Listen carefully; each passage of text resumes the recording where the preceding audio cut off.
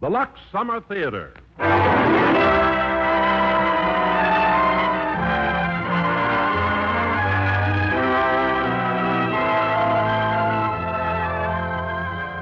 Lever Brothers Company, the makers of Lux Toilet Soap, brings you the Lux Summer Theatre, starring Joseph Cotten in Romance to a Degree.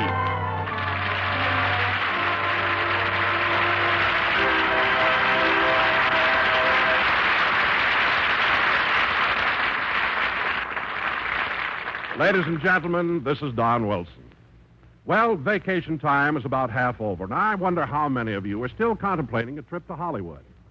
In tonight's play, we'd like to tell you about a young man who came to our glamorous city one summer to study literature. He also receives a first-hand opportunity to study some of our more fabulous citizens. And as the star of this romantic comedy, we have that excellent actor, Joseph Cotten. Oh, but just a minute. Here's Francis Scully waving a letter at me. Who's the letter from, Francis? A friend of mine who's on a vacation, Don, and listen to this postscript. Thanks loads for putting that box of Lux Flakes into my suitcase. My nylons would be lost without it. Yes, smart women know Lux Flakes Care is real stocking-saving magic. Lux Flakes Care is so soft and mild. It actually protects stocking elasticity, doubles stocking life. It's just like getting an extra pair of stockings for every pair you buy. So don't risk your stockings to harsh wash day products. Give your nylons special care with safe Lux Flakes. Gentle Lux Flakes Care cuts stocking runs in half. Makes your nylons last twice as long. So get a big box of Lux Flakes tomorrow. Safe Lux Flakes are recommended by 96% of stocking manufacturers and guaranteed safe by Lever Brothers Company.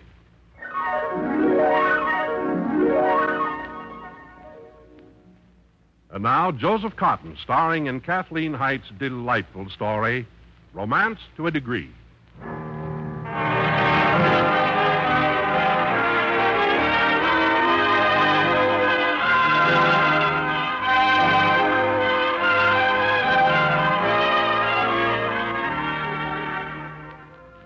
The Westways bus left Kansas City bound for Los Angeles and all intervening stops Friday morning at 9 o'clock.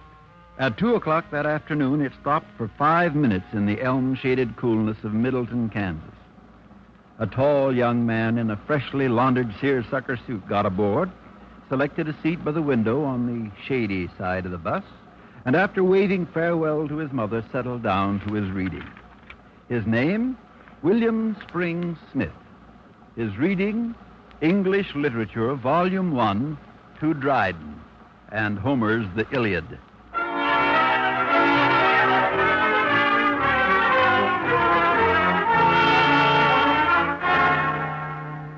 At 6 o'clock that evening, the bus stopped for 3 minutes at Hooker, Oklahoma.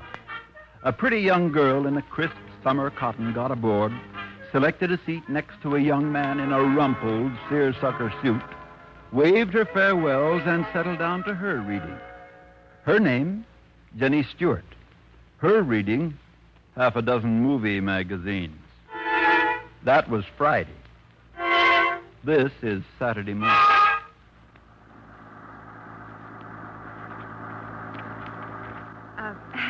Pardon me. Huh? You, read all the time, don't you? Uh-huh. You're, not enjoying the scenery at all then, are you? Then you probably wouldn't mind if we changed seats, would you? Okay, then, let's. Come on, your turn. Oh, don't sit down yet. I've got a slide in front of you. Oh, this is fine. Well, go ahead. You can sit down now. There now. This is much better. You can read, and I can enjoy the scenery. Did you say something? Huh? I'm sorry. I thought you said something. I said quite a few things, but you've been so wrapped up in your reading you haven't noticed anything else. Oh, this is just a little escape reading for the trip. I was reviewing the mythological interpretations of Beowulf. Oh? It's good exercise every once in a while, pitting the arguments of Mullenhoff and Campbell on the one side against Chambers and Lawrence on the other. Sounds like fun. No, it's pretty exciting, all right. I happen to hold with Chambers and Lawrence, but there's good room for speculation on either position. That's the beauty of it. Oh, you bet it is. What's your name? Oh, sorry, my name's Smith. William Spring Smith. Well, Mr. Smith, my name's Jenny Stewart, and I haven't the slightest idea what you're talking about. Really? Well, if you're interested, Miss Stewart, I'd be glad to enlighten you. No, don't. Look, I don't want to be rude, but I'm just busting to talk to somebody. Bursting. Bursting to talk with someone, not busting. Well, now I guess I know what I'm doing, and I'm busting. Well, if you prefer, you'll have to forgive me. I'm so used to correcting my students. You're a teacher? Professor, an associate professor, actually, at Middle College. Never heard of it. Middle College, Middleton, Kansas, founded in 1873. Kansas? Oh, and here I was about to get impressed with you. I'm from Oklahoma. Hooker, Oklahoma. That's in the Panhandle. I know. Well, what are you busting to tell someone? About me. I've lived in Hooker all my life. And about a month ago, I was walking along the street with a girlfriend, and this man I'd never seen came up to me, and he says, "You're beautiful." Just like that. I'll be darned. Yeah. Oh, I walked right on, of course, but it seemed like everywhere I'd be after that, he'd be there, too. And finally, we sort of got to talking and all, and it turns out he's a talent scout from Hollywood, and to make a long story short, I'm going out there and be a movie star. Well, it's a small world. I'm going to Hollywood, too. I knew it. The minute I set eyes on you, I said to myself, he looks just like Joseph Cotten. Do I? The spitting image. Who's Joseph Cotten? Silly, as if you didn't know. That's funny. Everyone in Middleton says I resembled Mother. And the Spring side of the family, I don't remember any Cottons on either side of the family. Joseph Cotten is a movie star. Oh, well, I never go to the movies. That is, not much, maybe once a year, not over that. Oh, I see everything that comes to town and drive up to Liberal or down to Guyman whenever the bills change there.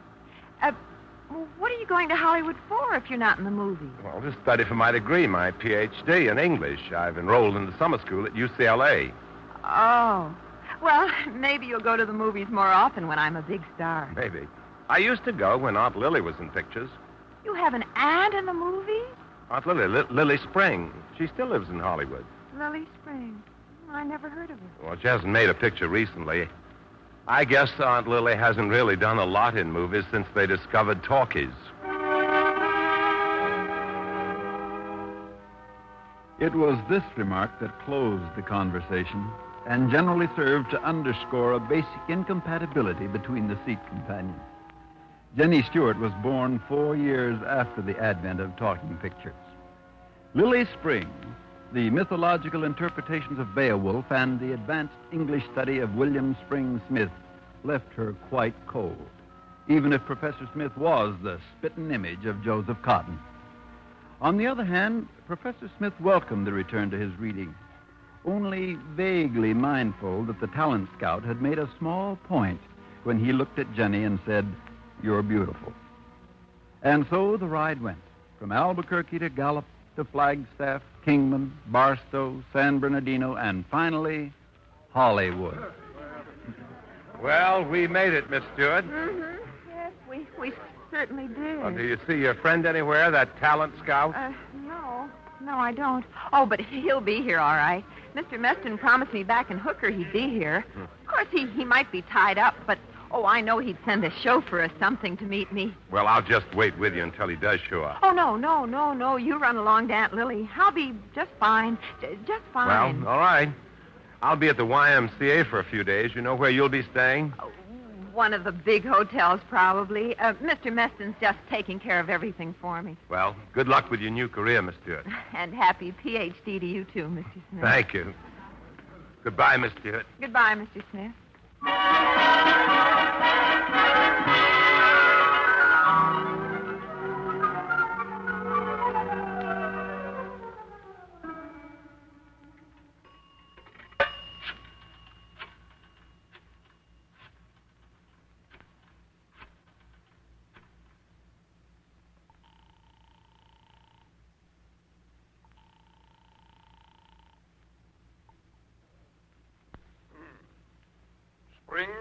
Springhaven.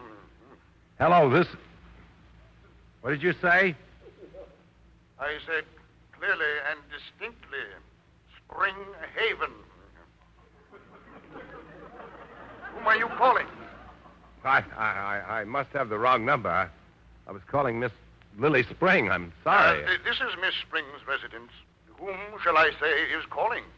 Oh, well, will you be kind enough to tell Miss Spring that her nephew, William Spring Smith, is on the line? William Spring Smith. One moment, please. Oh, Aunt Lily's doing all right. Willie Smith, where are you? Oh, I'm right here, Aunt Lily, in a phone booth at the YMCA. But where? Where? In Hollywood, right here in Hollywood. Oh, I don't believe it. Is your mother with you? Not in the YMCA. Mother's back in Kansas. Oh, I see. Well, now, you must come out here. You really must. But you can't. Oh? You understand now, don't you, Willie? I want you to come right out here and stay with me. But you can't. Well, I just wanted to say hello and tell you Mother sends her best and... We must have a good talk, a good long talk right away. And I insist that you stay with me. But I can't. I couldn't be more embarrassed. My house is simply crammed with guests. So you can't stay here just yet. But soon, Willie. Oh, very soon. Tomorrow. Yes, tomorrow's fine. We'll lunch at the Derby and we'll talk everything over. That's very nice. Yes, it's quite nice. At noon tomorrow, then, the Brown Derby in Hollywood. Yes, Aunt Lily. Now, you won't be lonely till then. And you'll be a good boy. Oh, I'm never lonely, Aunt Lily. I have my books. You have your what?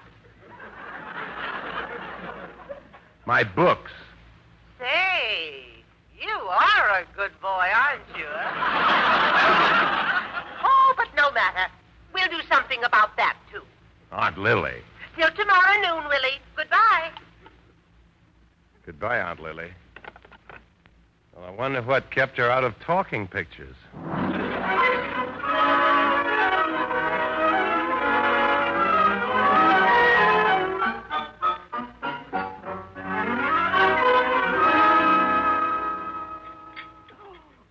Can't get over how you've grown, Willie, and what a really attractive young man you've turned out to be. I've been admiring your tan. Oh, that. Oh, well, I don't work at it especially. I think after you've lived out here as long as I have, you just turn brown to keep the Chamber of Commerce happy. Oh, but never mind about me now. I want to know about you. Well... You teach at college, don't you? Yes, English. And you're out here to get your Ph.D. Well, I've come to study toward it. It takes a while to get a Ph.D. Now, this summer You know something? You're the picture of Joseph Cotten. That's what Miss Stewart said. Who's Miss Stewart? Oh, just a girl on the bus coming out. She's beautiful. She's going to be a movie star. Why, Willie Spring Smith. And I thought you just made friends with books. She just sat next to me on the bus. Oh, well, I can't tell you how delighted I am. A beautiful girl interested in you. Ah, and you like her, I can tell. She just sat next to me on the bus. I'll be honest with you, Willie. Living with your mother the way you do since your father died and reading her letters of how your whole life is your book, I've been worried sick about you. Oh, but now, this lovely Miss Stewart and you... Aunt Lily, she just sat next to me on the bus. As good a beginning as any. I met my first husband on the covered wagon. You're not that old. You're not that old. It's the picture.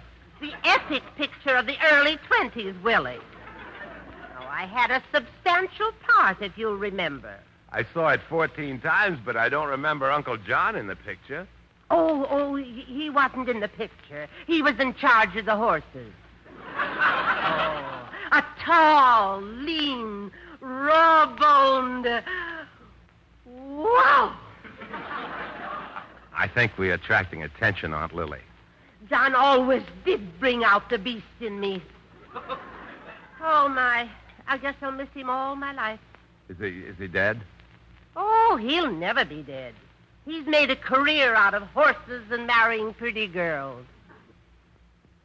Tall, lean, raw-boned. Aunt Lily. Whoa!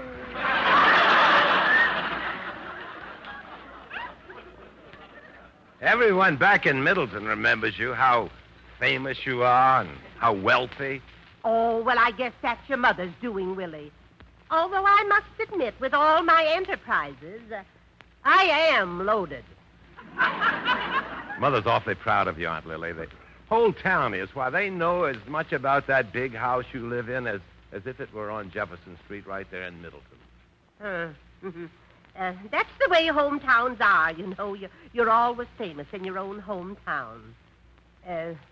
They really remember me, do they? I'll say they do. Why, just last year, didn't Mother write you? They changed the name of the old Princess Theatre to the Lily Spring Theatre. Oh, bless them. I hope I never do anything to disappoint them. Oh, they're wonderful people back in Middleton. I think it's the best place in the world to live. Then you keep right on living there. Oh, I will. Someday maybe I'll be dean of the college like Dad was, and then... That's funny. What, Willie? Over there, across the restaurant, see? Where? That girl in the blue dress just sliding into a booth with that tall fellow. Girl in the blue dress? Oh, why? That's Mike Gordon with her. That's Miss Stewart. Say, she is beautiful. And if Mike's her agent, she'll probably become a star. Oh, I've known him since he was a boy out here. Well? Well? Go on over and see her. No, she's busy, and I don't want to go over, that's all. Willie. Honest, Aunt Lily, she just sat next to me on the bus.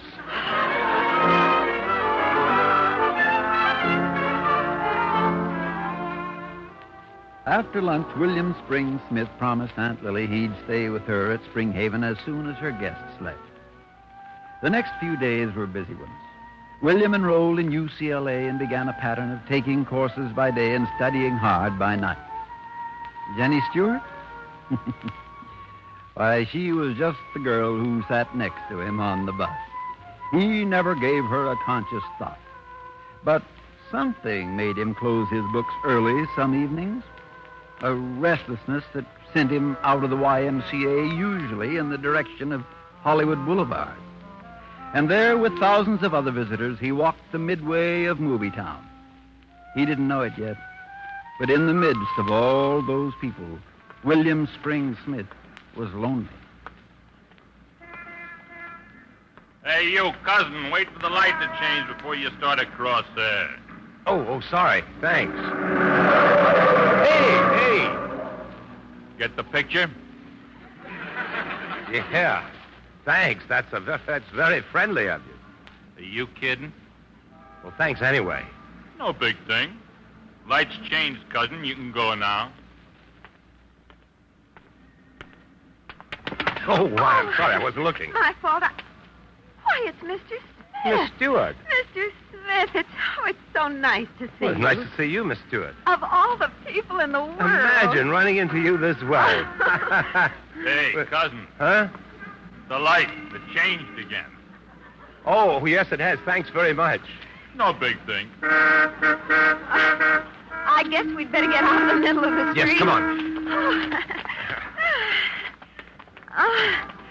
I can't get over it. Literally bumping into you. Of all the people in the world. That's what I mean. Oh, donut shop here. How about a bite? Wonderful idea.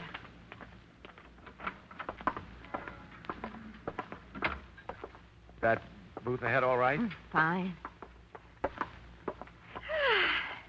Well, I really couldn't eat much. I had such a large dinner. Just coffee, then? Oh, I'll eat a couple of donuts just to keep you company.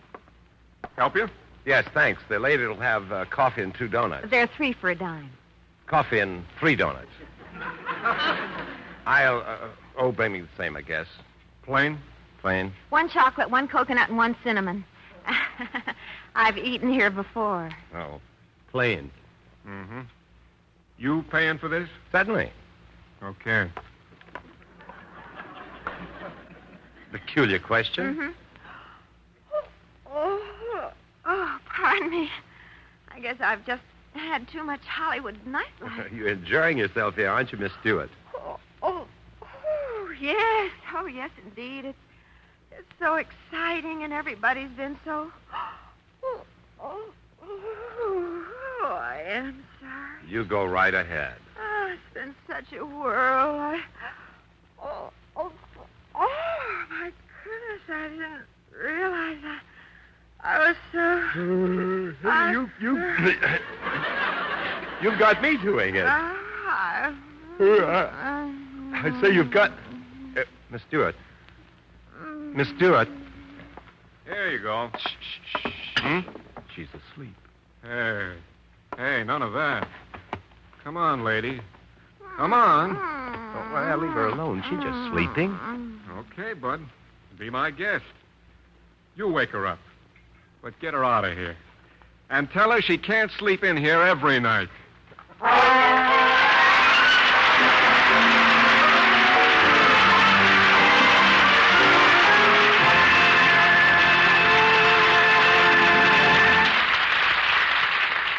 Oh, Don, I want to ask you something. What do you consider to be a girl's best friend? Well, now, let's see. Man's best friend is his dog. So I suppose a girl's best friend would be, Oh, give up, Don. A girl's best friend is diamonds. You remember Lorelei's famous line in Gentlemen Prefer Blondes, diamonds are a girl's best friend. I certainly do, Francis. Well, Marilyn Monroe plays that famous gold digger in the new 20th Century Fox Technicolor picture now showing in both New York and Hollywood. And can you imagine Marilyn covered with shimmering gems, wearing black net opera hose against a red background? And Jane Russell doing a burlesque routine. Well, most of the action is laid aboard a huge luxury liner. Jane Russell, as her educated companion, manages to get into a lot of trouble, too. But Marilyn ends up with diamonds. And I hear one of the girls gets stuck in a porthole. Oh, Marilyn does, Don. And a 6-year-old lad pulls her out. You know, Francis, I'm still thinking about that line, diamonds are a girl's best friend. Personally, I'd say Lux toilet soap is a girl's best friend. It's important for a girl to be so, well, irresistible that a man just wants to give her diamonds. And a lovely complexion is one of the best come-ons I know. Well, Marilyn Monroe and Jane Russell certainly have nice complexions. And lots of nice Lux in their dressing rooms, too. Well, like most Hollywood screen stars, they know the importance of daily Lux care to keep one's complexion looking its very best. The daily Lux facial is so quick and easy, too. Oh, it certainly is, Don. You just cream in the Lux lather, rinse warm, splash cold. Sounds very interesting, Francis. Try Lux tomorrow and see if you don't agree with Marilyn Monroe, Jane Russell, and 9 out of 10 screen stars. They believe Lux is as nice and gentle a soap as you can buy. Now, Act 2 of Romance to a Degree, starring Joseph Cotten as William.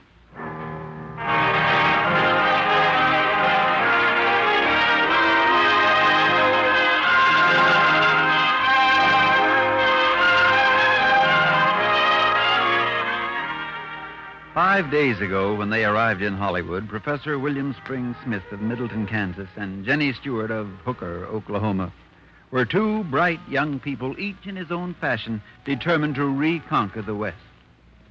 Now they are two bewildered young people seated on a bench at a bus stop at Hollywood and Vine. He's right. I have slept in the donut shop every night until they wake me up and ask me to leave. But why? They say it's bad for business. No, I mean, why must you sleep there? What about that talent scout? Mr. Meston, he never did meet me at the bus station.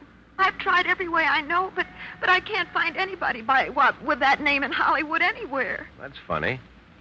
Mr. Smith? Yes? Do you think Mr. Meston is fictitious? I'm not sure I understand. I mean, all those things he said to me back home about him being a talent scout and making me into a movie star and all that. I don't know. I guess there are men who do things like that. Boy, he sure didn't seem fictitious back in Hooker. Yes, well, what are you going to do? You can't go on being thrown out of donut shops every night.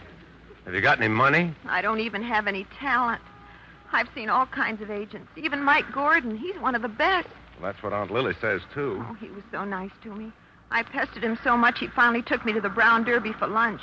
It's the only really good meal I've had. Oh, poor Jenny. And after lunch, he told me to go back to Hooker like a good little doll. Doll? That's Hollywood for girls. Oh. Mr. Smith. Hmm? You called me Jenny.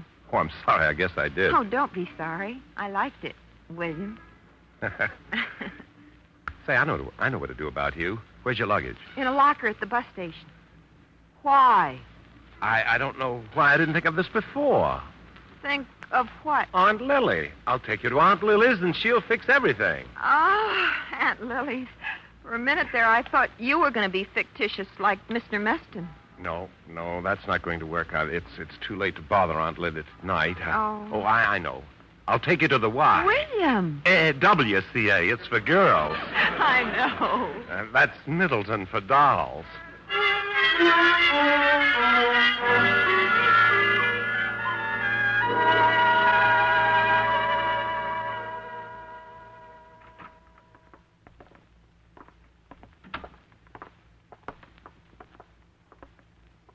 Good evening, miss. No men allowed. She's a girl. So she is. Can she talk? Well, of course she can talk. Say something, Jenny. Hello. Very good. She wants a room. A name, please? William Spring Smith. Her name. Jenny. Young man, Yes, miss. go home.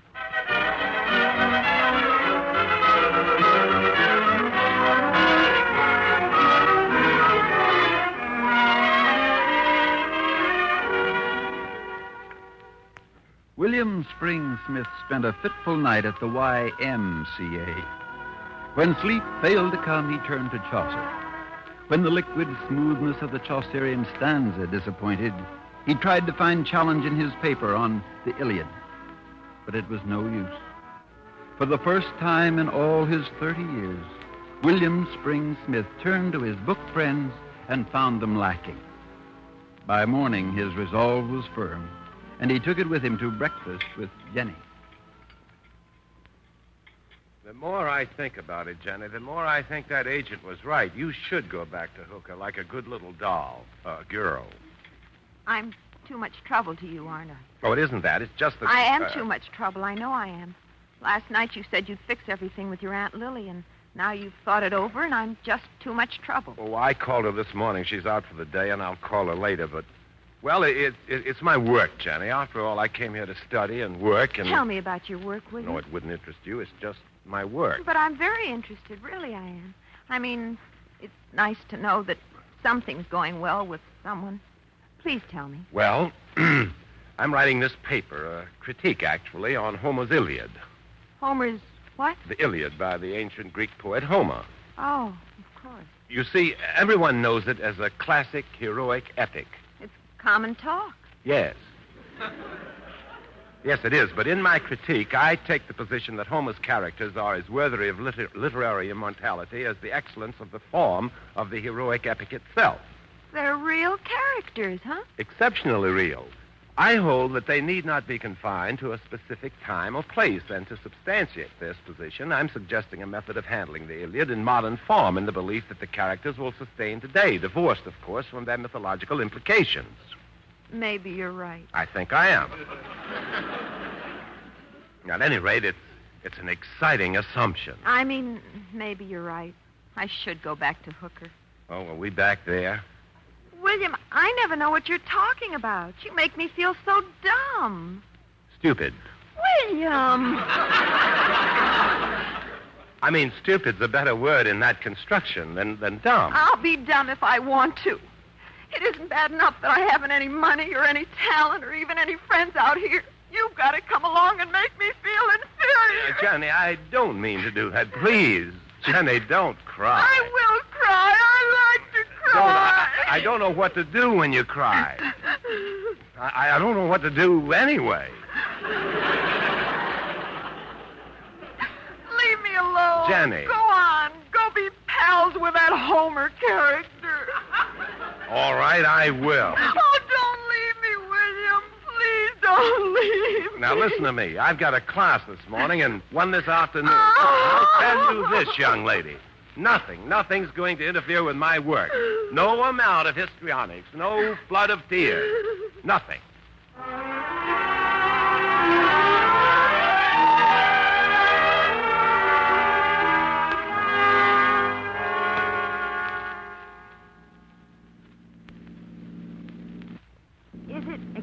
live to rent a car like this, William? No, not when I get my deposit back. I'm so ashamed carrying on that way and taking you from your classes. It's all right, Jenny. Just don't cry anymore. I won't, William. I promise. And you really are going back to Hooker tonight, aren't you? Yes, William. Well, now I've shown you Aunt Lily's house. What else would you like to see? Such a big, gracious home. Springhaven, is that what she calls it? Aunt Lily's really done all right. I guess she could still be a big movie star if she wanted to be. A big star. Oh, William. Now, Jenny, you promised. I know. I won't cry anymore. But it's awful to be a has-been at 21. Oh, that's ridiculous. You're not a has-been. You can't be a has-been if you haven't even been. I think that's cruel. I think that's very cruel. Jenny, I'm not cruel. I don't mean to hurt you. I am, in fact, doing my best to make your last day in Hollywood a pleasant one. But you've got to help me. I'll be good. I really mean to be. You're so patient with me and so kind. All right. But no more talk about acting or pictures. Understand? I understand. Now then, where are we? Sunset Boulevard. I said no more talk about pictures. This street, William, it's Sunset Boulevard. Oh. Well, that's good. We just passed through Beverly Hills, so that means the ocean isn't much too further, and if we stay on Sunset. What on earth is that man doing? What man? Oh, at the side of the road? Mm-hmm. I don't know. Looked like he was shaking his fist at us or something. No, he's got something in his hand.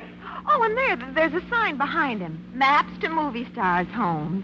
William. No. It's my last Jenny, day. no. And besides, we've already passed him. And we'll drive out to the ocean. Look, William, there's a woman ahead there. She's selling them, too. I don't care if she's giving them away or if she pays you to take them or... Oh, no. Oh, no. All right. If you feel that way about it, then don't stop. I don't believe it. I mean it. You don't have to stop on my account. I've stopped on my account. You folks want a map? Over 400 names in the This is a big star. Uh-oh. Aunt Lily. Well, all right. I'm usually fairly inventive, but you've caught me flat-footed, Willie. I don't understand. This is what you do for a living? We can discuss this another time, Willie. I just hope I haven't embarrassed you in front of your nice Miss Stewart. Hello, my dear. How do you do? My goodness, you are lovely, isn't she, Willie? Just lovely. Standing out here in the sun like this day after day, no wonder you're so tan.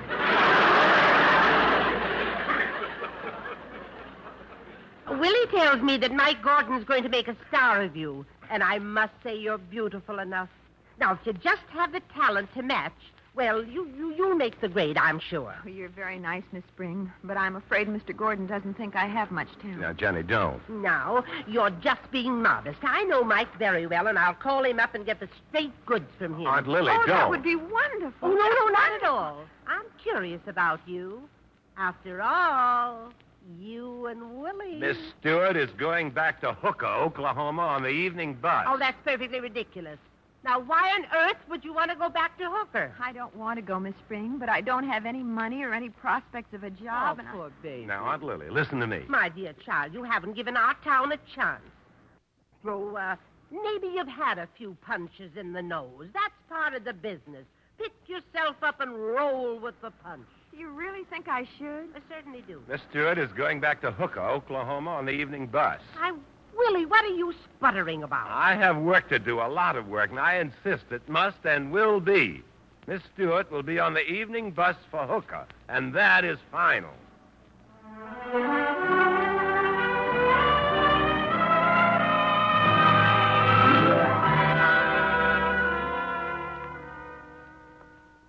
Do you think you'll be comfortable here, dear? Oh, perfectly. It's such a lovely room, isn't it, William? Dandy room. Miss Spring, you're sure it's all right if I stay here just till I get my big break? Oh, I wouldn't have it any other way. Now, come along, William. Tear yourself away. William, I don't know how to thank you for all you've done. Believe me, I haven't done a thing. Come along now. I'll show you your little hideaway. Let me know if you need anything, dear. Thank you. Now then, Willie, this way. Just a minute. Something wrong, dear? One or two things aren't exactly clear. Oh, I know. This enterprise of mine, selling maps to movie stars' home, bothers you, doesn't it? That's one of the two things. Why didn't you tell Mother or me? Oh, and let that wonderful town of Middleton know that Lily Spring wasn't everything they thought she was? Oh, no, Willie. I won't do it to them or to me. Next question. Spring Haven. All those people downstairs, your guess. Just guess. Just guess. Just guess. How long have they been visiting you? Well, now, let me see. The Menzies, the older couple, the ones who looked like something left over from vaudeville. Uh-huh. They're left over from vaudeville. Used to have a juggling act. Juggling act. Juggling act. Just guess. Just guess. Mm-hmm. Then Basil, the one who answers the door and phone and all, the one who looks like the butler. He's the butler? No, he just looks like that. No, Basil's a fine old Shakespearean actor, just waiting for a break in pictures. How long has he been waiting for this break? Oh, 10 or 15 years? No longer than that. Yeah, things are clearing up in a cloudy sort of way. Then let me see. The others... Forget the others. I expect they're all just... Just guess. Aunt Lily, don't worry about Middleton. Lily Spring is everything they think she is. Maybe even a little bit more.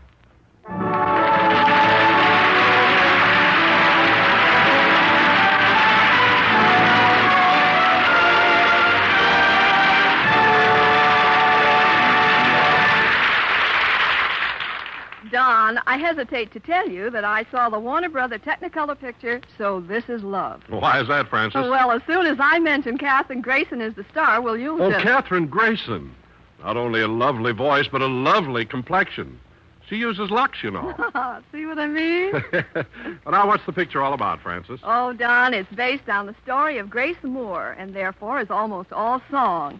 Katherine sings 13 popular songs. An aria from Romeo and Juliet, Faust, La Boheme, plus a wonderful number entitled, I Wish I Could Shimmy Like My Sister Kate. Oh, that must have been from the time Grace Moore performed in a review and sang, First I wiggle and then I waggle. Oh, you're so right, Don. I understand Katherine was the one star considered for the role. Yes, her own background of musical training and achievements parallels that of Grace Moore. And one of these days she may sing at the Met and take 28 curtain calls like Miss Moore did after La Boheme. Oh, I wouldn't be at all surprised, Don. Katherine devotes 6 weeks of the year to the pursuit of her classical musical career. What a busy girl. Yet Katherine never neglects her Lux beauty care. Well, like so many stars, Katherine finds bathing with Lux very soothing, Don. When she sang at London's Palladium a couple of years ago, she took Lux along. And I understand she made a goodwill tour of South America recently with several cakes of Lux tucked in her fortnighter. Maybe as a goodwill gesture, she gave some away. Maybe she did, Francis. Wherever you go, take the generous bath-size cake of Lux. You'll find it's a great pick-me-up after a warm summer day. And you like the way it leaves your skin smooth and glowing. For the beauty bath of the Hollywood stars, use Lux. We pause now for station identification. This is the CBS Radio Network.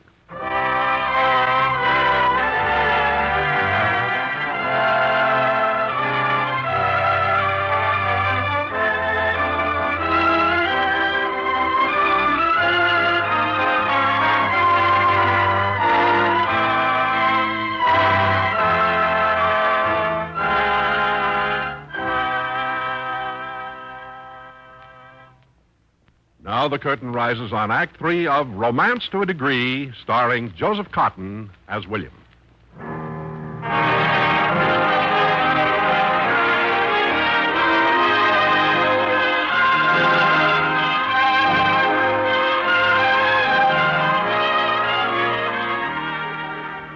The bus for Hooker, Oklahoma left Hollywood on schedule that evening, as it did every evening for several weeks thereafter. But Jenny Stewart was never aboard. She was rather safe in the arms of Spring Haven, along with a score of other, well, just guests. Among them, William Spring Smith. A young man more or less determined to complete his summer studies. And that was good. Because if he were to complete them at Spring Haven, he would have to be more or less determined.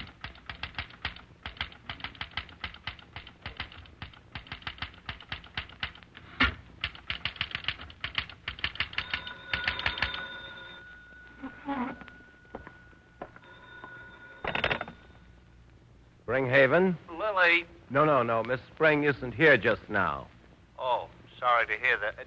You know where I can reach her? Drive out Sunset, just past Beverly Hills. She'll shake her fist in your face. She'll what? She'll be home in an hour. Oh. Oh, well, look, will you tell her that Andrews of Mitchell and Andrews, you know, the dog act, tell her we'll be out later to put up with her for a while. Are you bringing the dogs? We can if Lily wants us to. I'll tell her. Where was I? Oh, yes. Characters in the Iliad were so skillfully drawn by Homer, from Achilles through Agamemnon to Helen of Troy herself, as to be timeless in their depth and scope. Now then.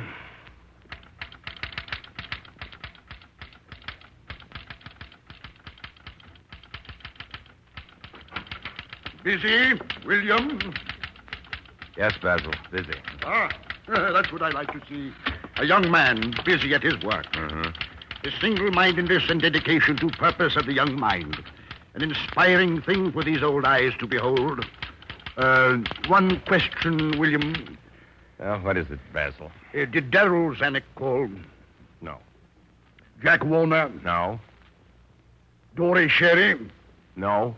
I shall snub them all when next destiny deigns our paths entwine. You stay with it, William. Work. Let nothing deter you. Lose yourself in it. Lose yourself. And promise me this. If anyone keeps you from it, postpones your work in any way, send them to me. To me!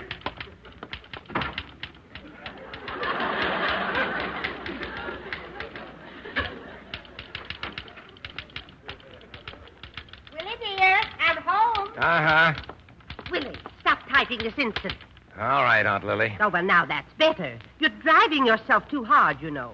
You've had the entire day to yourself, all alone with your work. I insist that you relax now. It's due tomorrow. My critique on the Iliad, it's due tomorrow. Oh, that's nice, dear.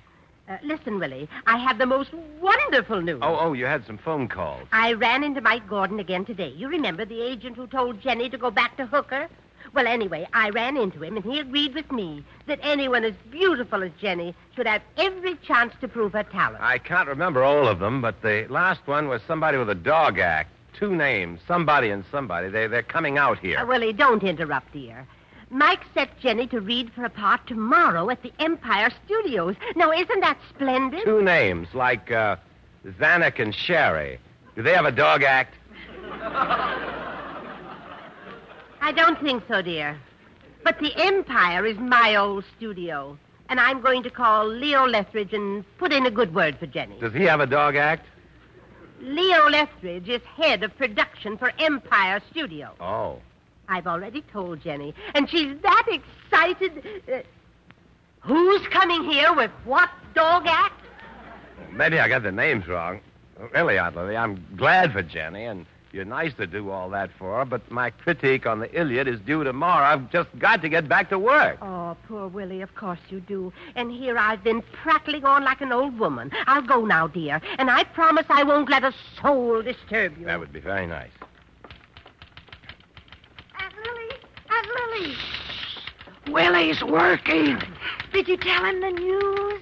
Yes, and he's terribly excited about it. And I brought my volume of the Bard. Jenny and I will rehearse Shakespeare the entire night if necessary. Shakespeare's excellent for diction and interpretation. That's what Basil said. And we're doing that wonderful bit between Henry V and Catherine of France. Isn't there somewhere else you 3 could talk? Oh, what is it, dear? It bothers me when you people whispering over there. There's no way to rehearse either. Jenny must give full voice to this. Full. Yeah.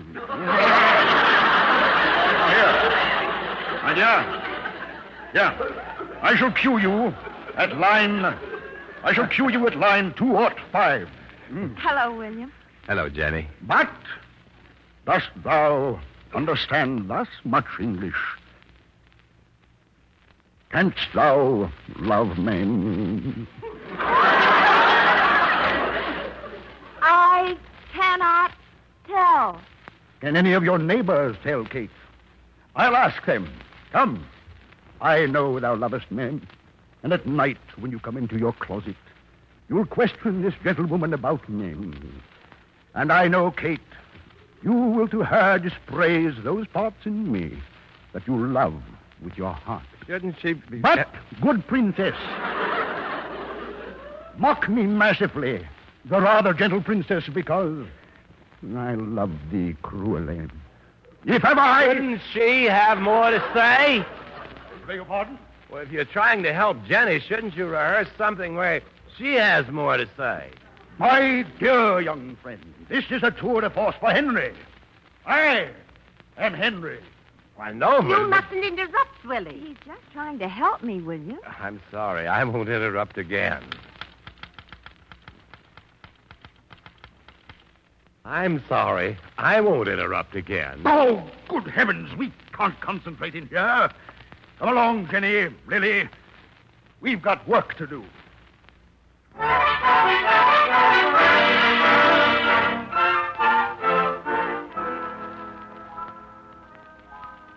Springhaven was a focal point of culture on the Hollywood scene that night. Before the evening was over, Basil had organized a small repertory theater group consisting of Lily, the juggling Menzies, the itinerant dog act, Basil himself in the lead, oh yes, and Jenny. And upstairs, a light burned long into the night, and the sounds of a typewriter could sometimes be heard over the deep Shakespearean tones of Basil and the intermittent yapping of the dogs.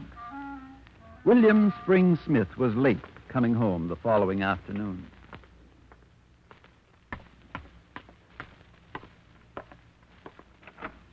Ah, come in, William, come in. And welcome, forsooth.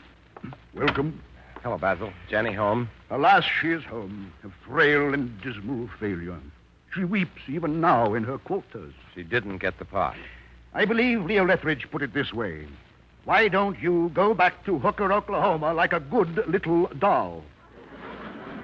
Poor Jenny. Indeed, poor Jenny. But she is young, Willie, and the young have resilience.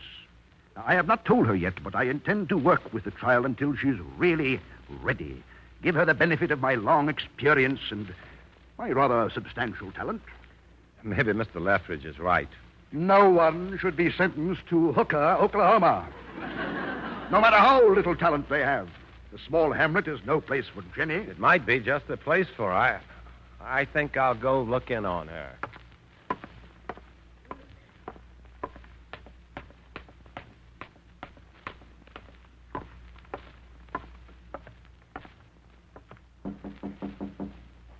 The door's open, but don't come in.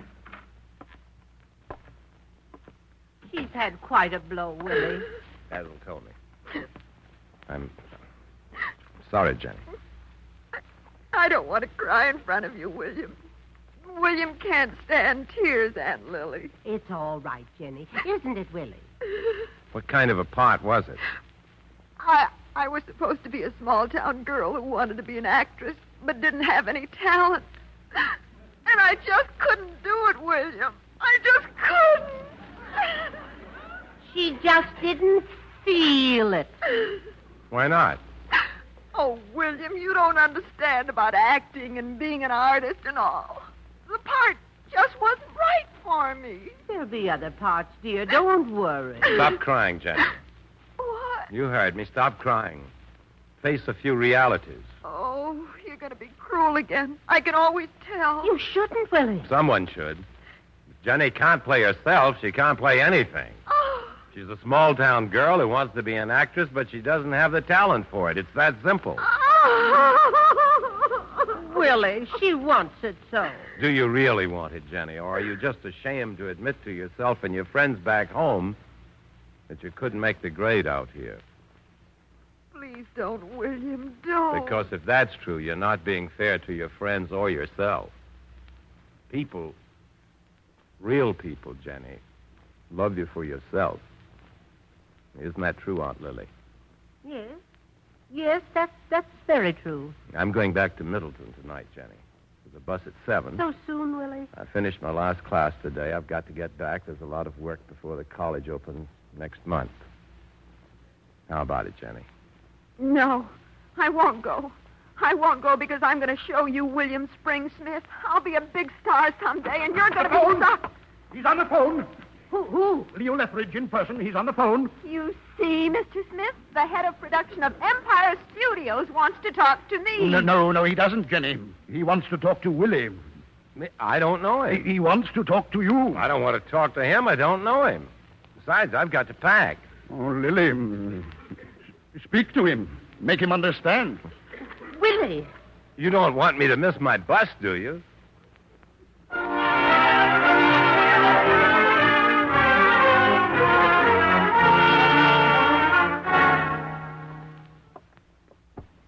Willie, he's called 5 times now. I really don't have time to talk to him, Aunt Lily. There must be some mistake anyway. Why would the head of Empire Studios want to talk to me? I don't know, dear, but he does. Oh. Answer it, Willie. Hello. Hello. This is Leo Lethbridge. Is Professor William Spring Smith in yet?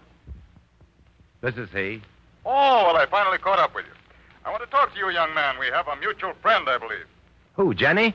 McComb at UCLA. Oh, Dr. McComb, yes. I took some courses from him this summer. He referred your critique on the Iliad to me, Smith. I think it's a darn provocative idea. Well, thanks very much, Mr. Lethbridge. We kicked the idea around a lot here at the studio, but yours is the freshest approach I've seen. I'd like to buy it from you. Oh, it's nothing I'd sell. It's just a paper I wrote. Well, I can make it even more attractive. We may want to go into production pretty soon, and I'd want you as technical advisor on the picture. Well, that's very nice, Mr. Lethbridge. But I'm leaving town tonight. I've got to get back to Middleton before the semester starts. No. Look, Smith, we'll arrange to get you a leave from your college. Dr. McComb and I have already discussed that. And as far as the money goes... I don't want to leave from the college. I like it there. But listen to me now. We'll make this a very attractive offer. Mr. Lethbridge, I appreciate everything you're saying, but I've got to pack now. If you want to use the paper, you go right ahead. Smith, I've dealt with some difficult people before. But... Thanks again, Mr. Lethbridge. Now, where did I put those shirts?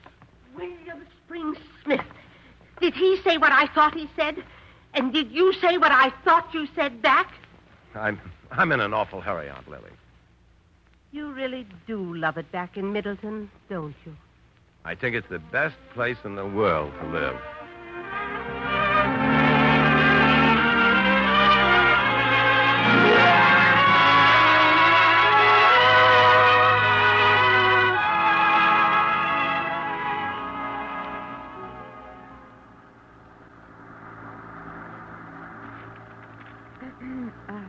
Pardon me. Hmm? You, read all the time, don't you? Mm-hmm.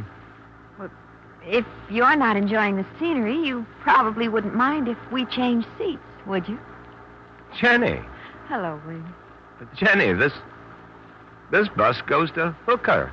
I know. You decided to go back home. Like a good little doll. I've decided a lot of things, William. Well, I'm glad you're going home. No? No, I'm not. I'm not glad you're going home at all. William! You're beautiful. William. You really are. You're beautiful. Maybe I was wrong about you, Jenny. Oh, now, William, don't change on me now. Don't... Why, William... Oh, William. You kissed me. I was wrong about you, Jenny. You've got talent.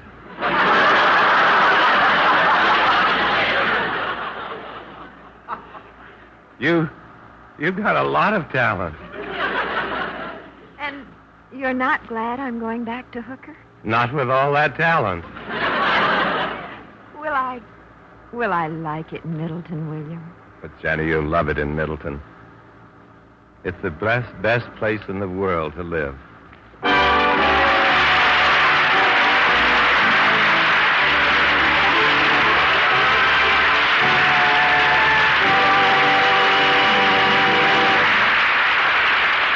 In a moment, Joseph Cotten will return. You know how often you women snag a nylon in public and there's that run.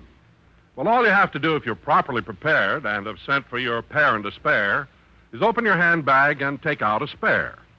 Lever Brothers Pair and to Spare plan gives you 3 finest quality Canon nylons, a pair to wear, and a spare stocking for emergency. Isn't that a great idea? And you pay less for all 3 stockings than you usually pay for just a pair of nylons. Just $1 for 3 lovely stockings that represent $1.85 value. You save 85 cents on every set. And the nylons themselves, they're 51-gauge, 15 denier Canons, are fully proportioned, full fashioned for perfect fit. And the shade goes with everything. To get your pair and to spare, all you do is send $1 plus 2 Lux Flakes box tops. Include your stocking size and length, and mail to Nylon Offer, Box 34, Albemarle, North Carolina. Remember, for the stocking plan of the century, your pair and a spare plan, write Nylon Offer, Box 34, Albemarle, spelled Albemarle, North Carolina. Now, here's Joseph Cotten.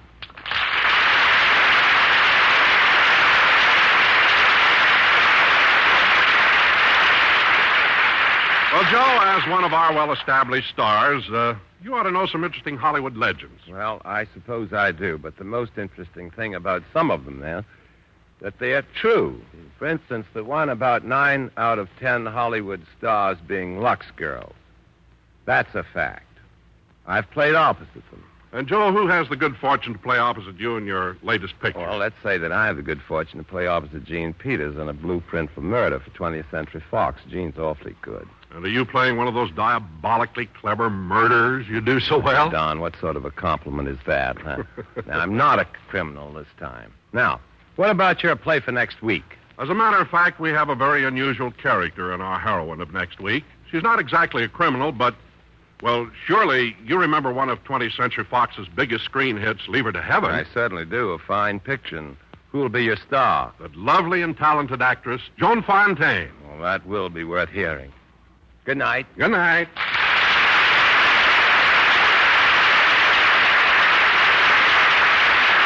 Ivan, say, if you're anything like me, you woke up this morning feeling like you'd swallowed a handful of feathers.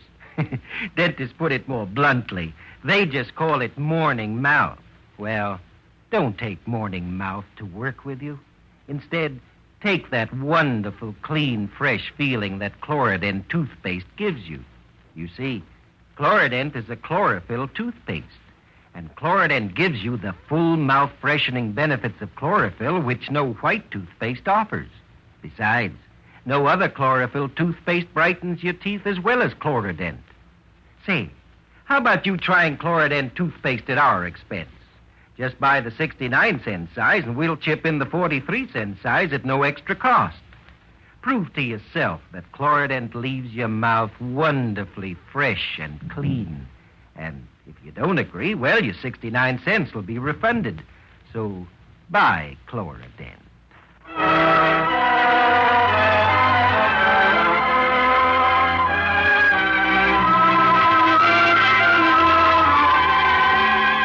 Lever Brothers Company, the makers of Lux Toilet Soap, invite you to be with us again next Monday evening when the Lux Summer Theatre will present Joan Fontaine in Leave Her to Heaven.